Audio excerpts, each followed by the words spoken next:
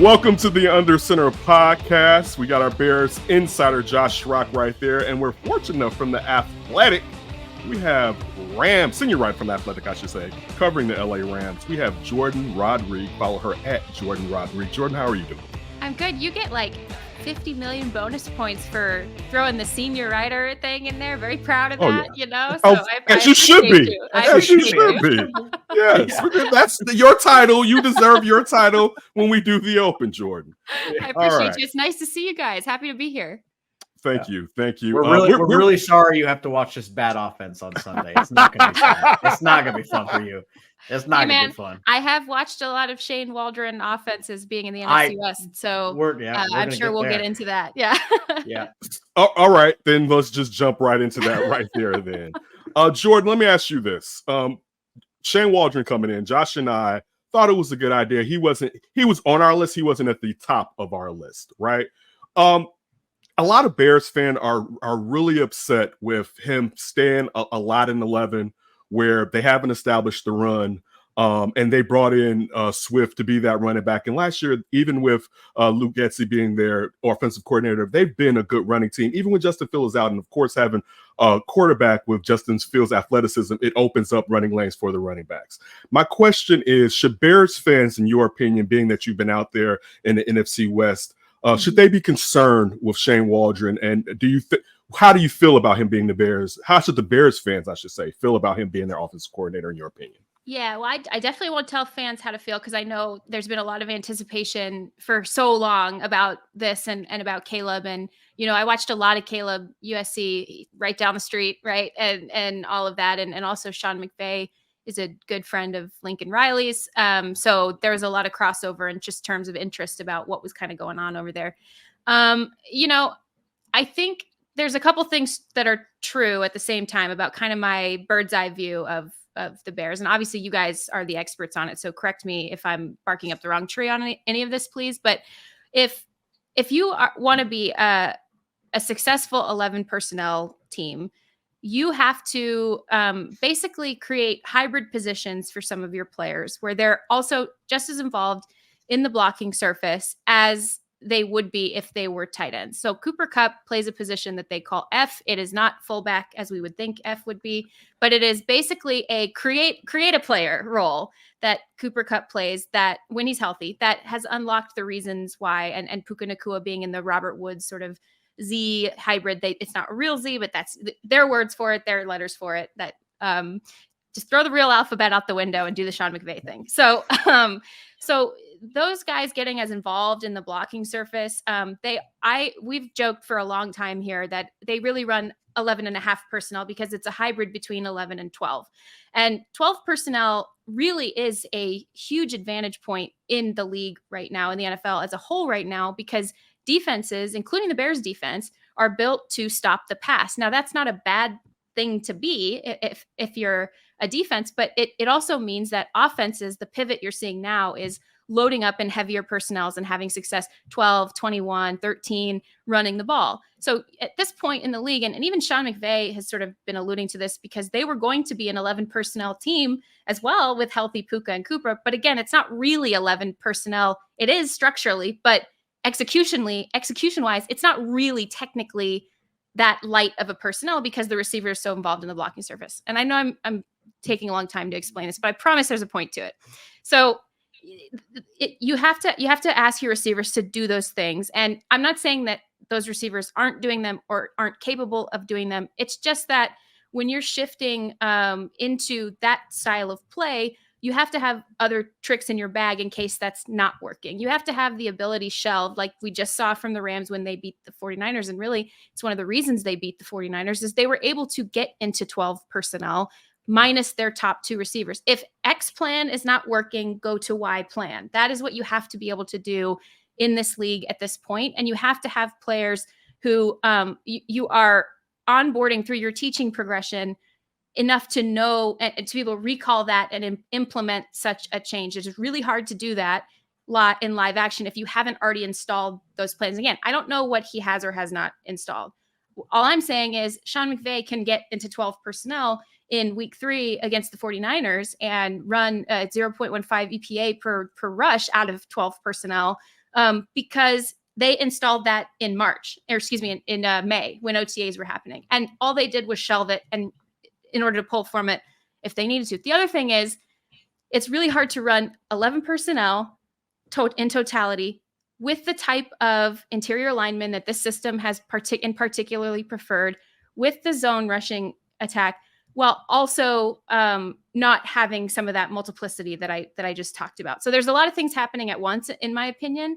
And I think you're seeing some of the discombobulation, or like, I don't know if we'll see if they're able to pivot. It sounds like to you guys, and I'm curious to hear what you think about the annoying ramble that I just went on. But I'm curious, like, to hear what you guys think. If you think they do have the personnel to shift, and do you think that this is something that has already been taught to where they're not uploading fresh, their recall and install, versus like, we're going to start in week 4 and do this? Because that's a really hard thing. It's almost impossible to do that in the National Football League.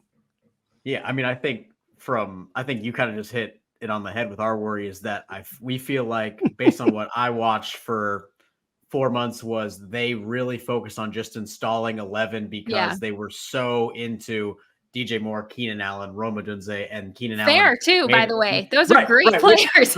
Awesome. Yeah. Very cool plan. Yeah. Of course. Yeah. Splitting Swift out. They love all that. And Keenan Allen made it a grand total of 1 game. And now they're still living in 11 because that's just what they've done. And they have the tight ends to go 12, go 13.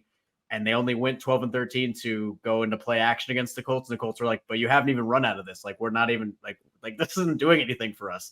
So I don't know that they've got like a grand 12. They definitely don't have 11 and a half. I read your article about the Chaos Rams and what they did with Jordan Whittington. And I can tell you that's not, the Bears don't have that in the cupboard anywhere. They can go look for it, and I don't think they'll find it. I'm interested to see if Shane Waldron will try to get into 12 and 13 and just run north-south, because the east-west stuff is not working. I mean, DeAndre Swift is gaining one yard per carry before contact and less after. It's really not good. But I want to get further into the Shane Waldron stuff, just because you watched him again. You watched the Rams play against him for 3 years. Just your overall thoughts on his scheme and what he did in Seattle with disparate parts. Obviously, the Geno stuff, he gets a lot of boosts for that, but the rushing attack obviously was not really on point there either. Yeah, it's interesting because I can definitely see when you have receivers like that, I can definitely see what has been drawn. Like, he does a lot of interesting stuff with formations. He does a lot of interesting stuff with route layers. Now I would like to not see the one where they're running the same one, but just like 5 yards on top of each other. That can be scrapped. But like he has a lot of really interesting ideas. He's super creative.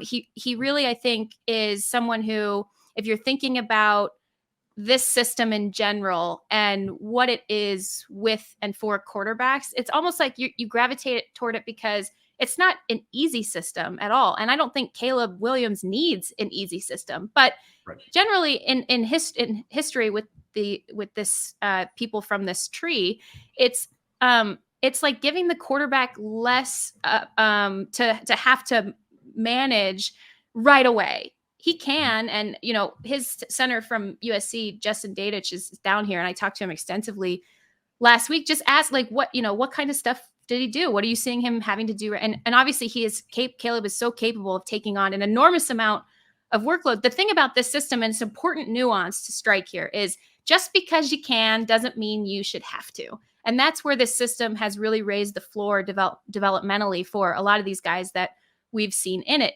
They can, and he can do these things and handle as much as he handles.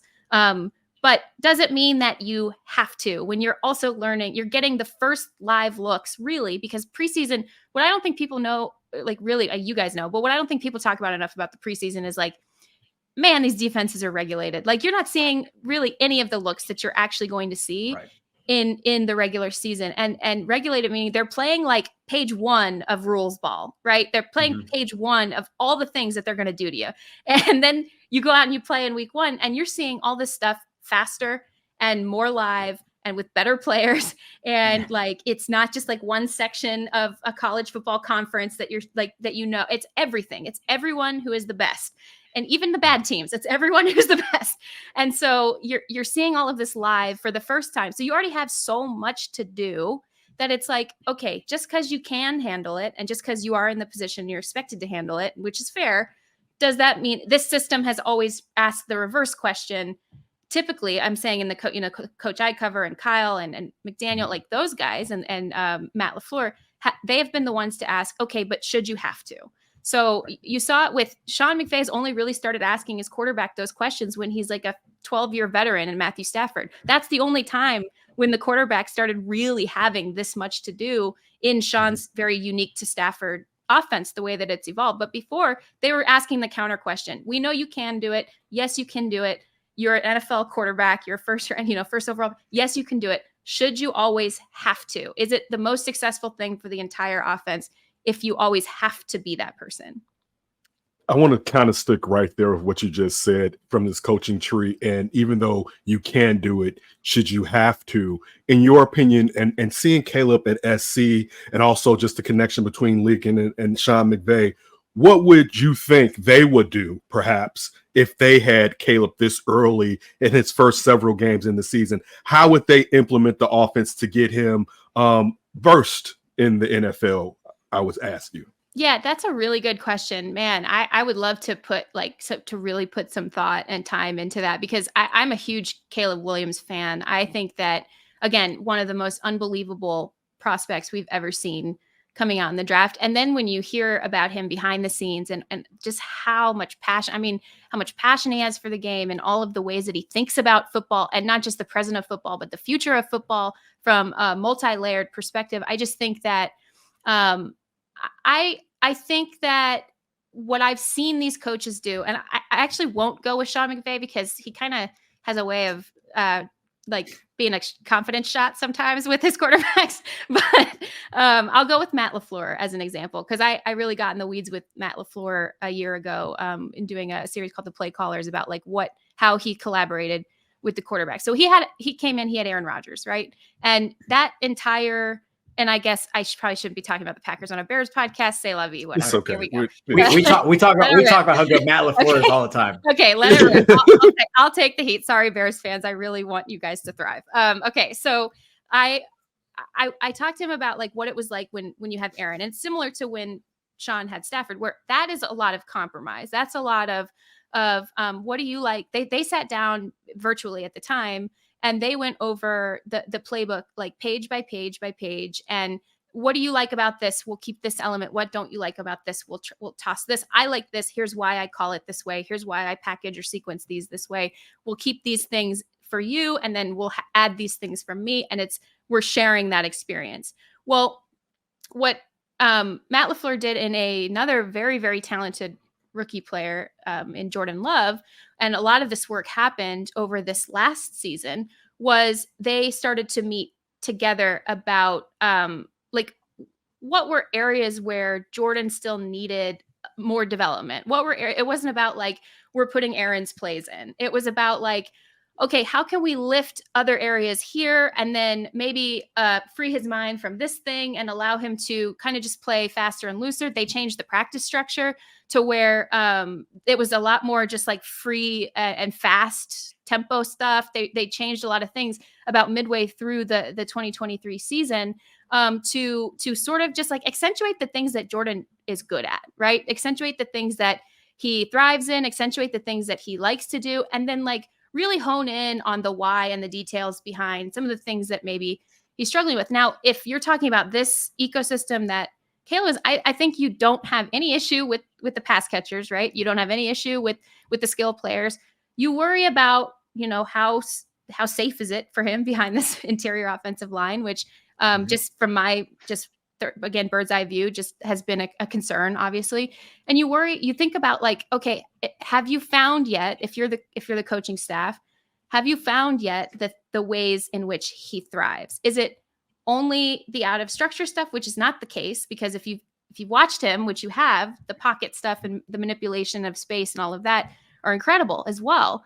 But have you found that thing? Have you really found that thing and spammed it, or are you running your plays? That's what the nuance here with what Matt did with Jordan. Matt's I'm not going to run my plays with Aaron. I'm going to run some of my plays with Aaron and then more of my plays with Jourdan. But then I'm going to basically change around this offense, which is what you're seeing the version of them that they are, not with Malik Willis, but that they were at the end of last year, to really accentuate some of the things that he thrives in, and to really, again, build that multiplicity within, more tight end sets, those types of things that were really helping him be effective, and basically asking the quarterback the question, like, what are you, not literally, but like, what are you great at? Let's hammer that. Let's build packages out of that. Let's do those things versus I'm running my system and my plays.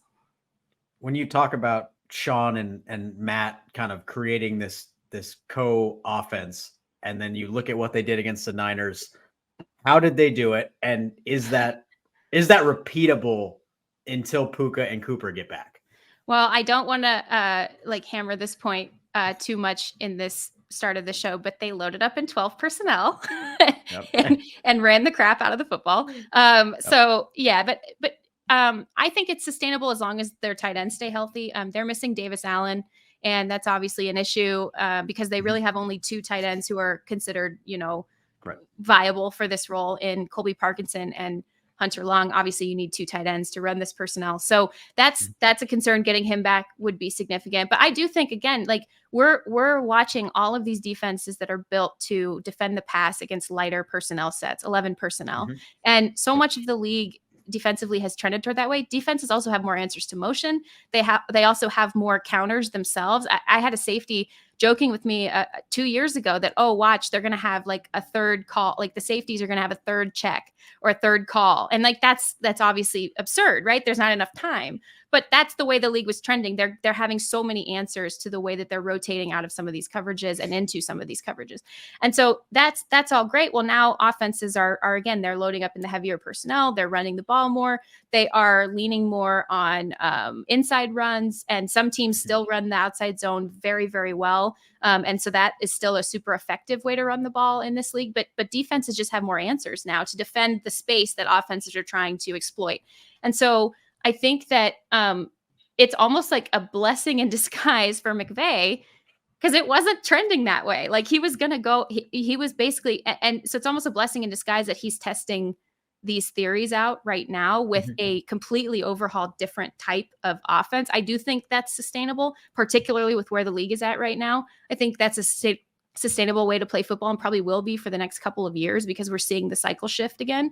But they are so thin in terms of the structural sustainability. They are so thin at so many positions right now because their stars are gone, because they've compounded with injuries in a way that I've never seen before over the first 2 weeks of the season. I'm rambling a lot on this show. I just had an espresso. I'm sorry. We are enjoying this. Don't you take this away from us. Yeah. This is good. This is the football nerd stuff that we like. Yes. We're loving this. So please continue. I want to stick right there with injuries, right? Mm-hmm. And as far as because one of the things that you mentioned here, you said the Bears' interior offensive line, it can just be the entire offensive line. It has not necessarily functioned properly, even out on the edges. But when you look at the fact, and we know that the Rams have been decimated with the top 2 receivers out, but look at what happened to this offensive line. It's akin to 2022 when you look at the type of injuries that they have on offensive line. How, against a team like the 49ers, were they able to produce enough offense with a scrapped up offensive line? Because it doesn't seem like here the Bears can even pull something like that off with their starters, quote unquote, healthy. Yeah, they so a lot of the run concepts they were using Jordan Whittington, who's a rookie out of Texas. They were using him as like a third tight end or a fullback, but because he's a receiver, I sort of gravitate toward he's a third tight end. Although Kyle Juszczyk probably would have something to say about that. But they were using him in a lot of the ways that like you actually see them using Tyler Higbee when he's healthy. He was like sifting and escort blocking, and they run this play called blast that quite literally blasts a gap open, and then the running back just scoots in behind it. And they're using a lot of motion in the run game, which I think is, if you are hurt and you have the guys who have the knowledge and like the ability to get the timing right with the quarterback, I do think at snap motion and motion in the run game could be really helpful to mitigate some pressure. Screen game stuff, which the Rams were doing a lot of, but then Steve Avila is hurt, and he really activates their screen game in a way that I mean, most linemen, his size cannot move like that. So he can really get those layers developed. But those types of things, I mean, Matthew Stafford still got hit. He still got pressured. And like, oh, by the way, it does help when Matthew Stafford is your quarterback, right? Like just the things, the way he sees things. 2 of the touchdowns he checked into the runs. Like the way that it works in the system is the quarterback. And I don't want to speak out of turn because I'm not specifically sure if Shane does this, but I know Sean and Kyle and Matt, all of them do this. Like the quarterback gets 2 plays in his helmet. And he has the ability, they both come from generally similar families because everything looks identical pre-snap, but could be 2 different things depending on what the quarterback sees.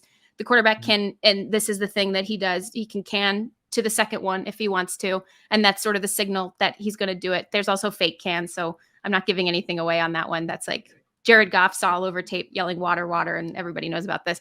So Matthew can do those things. He can also check into like a completely different look if he wants to. Like he has so much autonomy to do these things. And it's super interesting because he can make things happen. He can elevate this offense in ways that, first of all, is I don't think sustainable in terms of he's got to get like someone back at some point. But as long as he can at least get just a little bit of time to throw, he can just absolutely kill you. And if he's seeing it true, if he's feeling it, if he's feeling good, it's just the way that he elevates this entire offense minus so many people, including up front. The scheme is helping a lot. The 12, like I mentioned, the 12 personnel, some of the motion stuff that they're doing. And then also, Tyler Whittington in the run game and also using like some of the screens and the quick game, those types of things. But Matthew is really, it starts and ends with him. I mean, he is the ultimate like tide that lifts all boats with this team, offense and defense, and even special teams gets like juiced up watching him. And he gave his game ball to the kicker. So now they're like, sold for life on Matthew Stafford if they weren't already. So yeah, it's pretty cool watching him play. And he's certainly the reason why they were able to, and much of the reason along with that scheme change, why they were able to beat the 49ers. So defensively, things haven't really gone great for the Rams based on the stats. No. Listen, if you can run the ball and you're Chicago, like, my God, this is the week to do. Hey, look, we said that last week against the Colts, and Shane Waldron was like, no. Pass 52 times. I'm just going to, pass 52 times, drop back 60 with the rookie quarterback. So defensively, what are the main issues, and is any of it like quickly solvable from your lens? Yeah, so it's interesting. They're messing with their interior a little bit, moving some guys around just to try to see what their size versus their speed packages could be. They're getting, I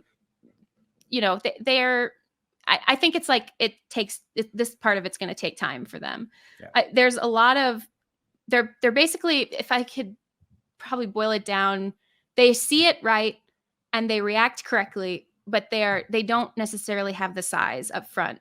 And it's also like you're getting used to a world without Aaron Donald where it doesn't matter that Aaron Donald did not have the size because he's destroying 3 gaps on one play and then like tackling the running back during the handoff. So like it's just different the world that they're operating in. And I just don't think there was a lot of really big expectations placed on some of the interior defenders, not named Kobe Turner, who's now kind of moving around a little bit on the inside to try to alleviate some of this. But it's like you're waiting for a couple guys to grow up and you're waiting for other guys to take a step forward that they haven't taken yet. And so that's a work in progress, very much so. And particularly will be, I think, really through much of the season. They did a little bit better against the run. There were some chunk plays, but the 49ers ran the ball less well than the Cardinals, for example, ran the ball on them, or Detroit at the end of in overtime of week 1. But there still are some concern, missed tackles, things like that, guys being out of position. Those types of things are coming up, and it's relatively a young group. And again, it's an Aaron Donald-less group, as we know. Real quick, before we get you out of here, I have a defensive question. You kind of mentioned waiting for players to come along, and that kind of makes me think of Braden Fisk and Jared Verse.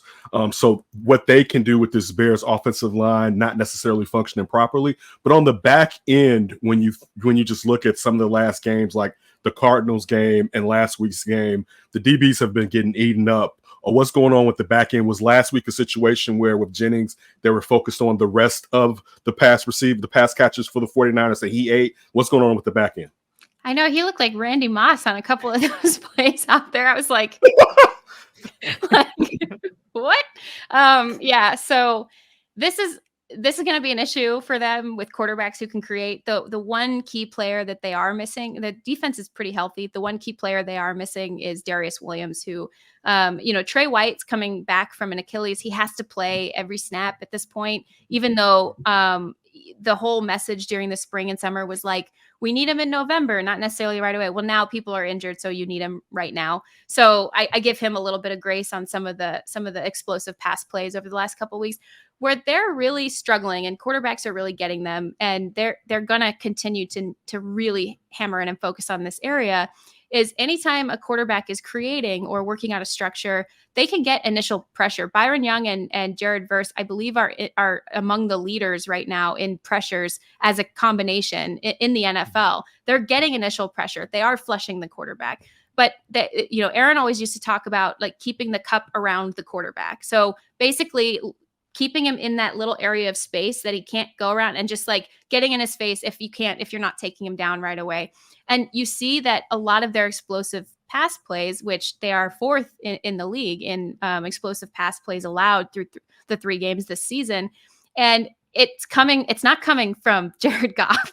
It's coming from Kyler Murray and from, of all people, Brock Purdy, who both of those guys were creating quite a lot and evading that first pass rusher, that second pass rusher. In Kyler's case, the first 5 pass rushers, and then throwing the ball downfield. It is really hard to ask defensive backs to cover for that long. It's really hard to ask for them to keep all areas of the field accounted for. The linebackers sort of are in limbo at that point because their assignments are already over and they don't know whether to come in and help or stay back in case a defender can get behind them in the zoning rules that they play with.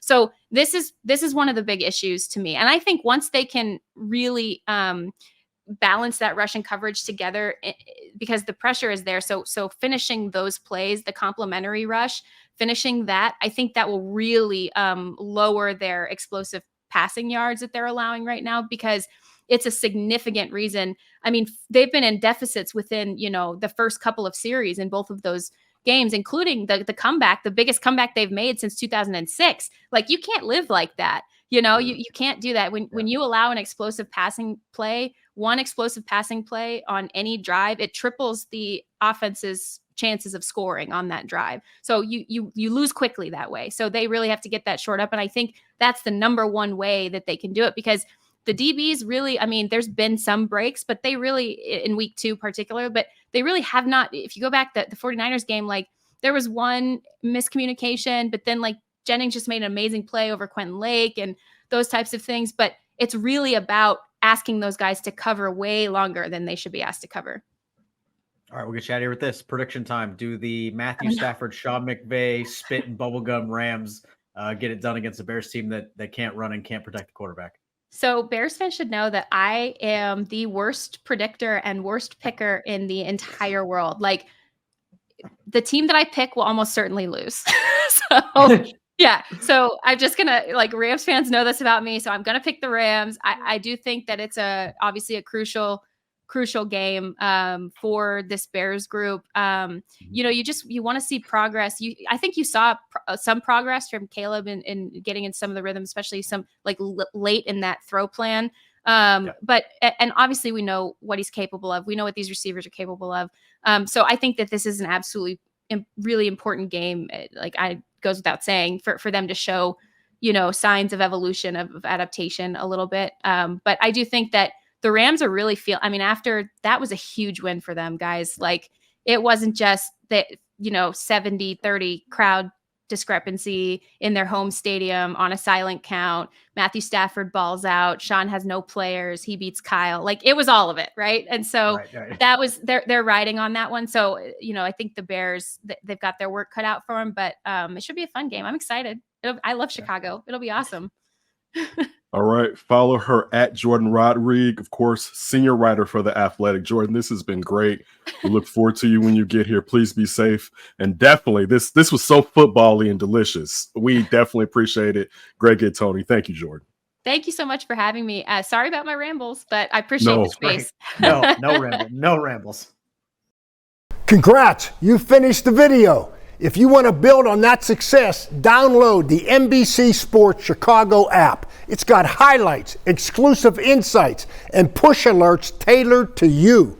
Everything you need to be a real Chicago sports fan. Download it now.